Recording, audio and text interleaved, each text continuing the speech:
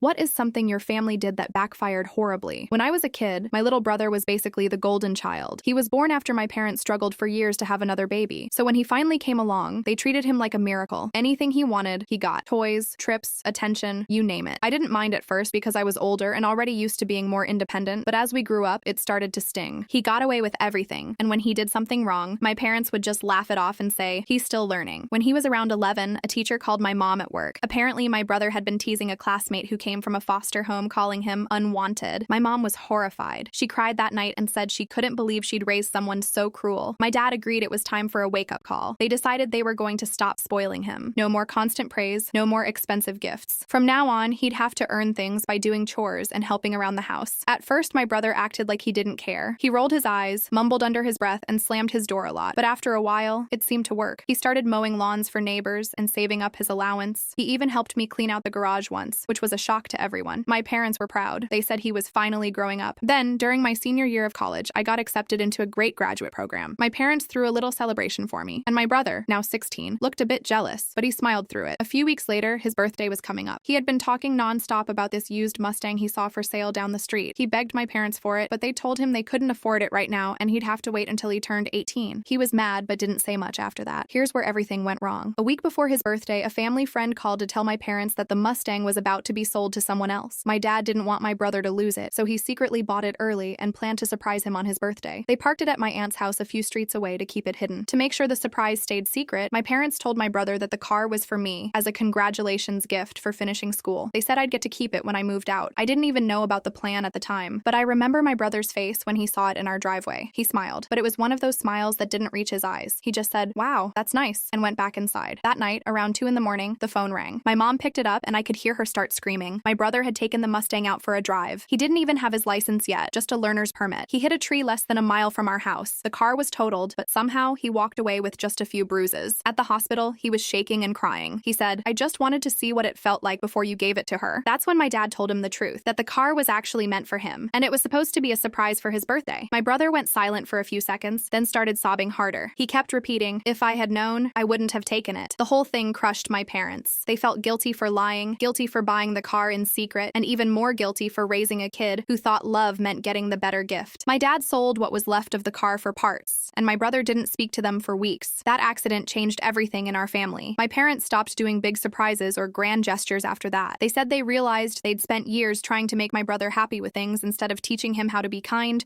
grateful, and patient. He's older now and doing better, but that night never left us. Every time I hear a car speeding down the road, I still think about that crash and how one lie meant to teach him a lesson almost destroyed us all.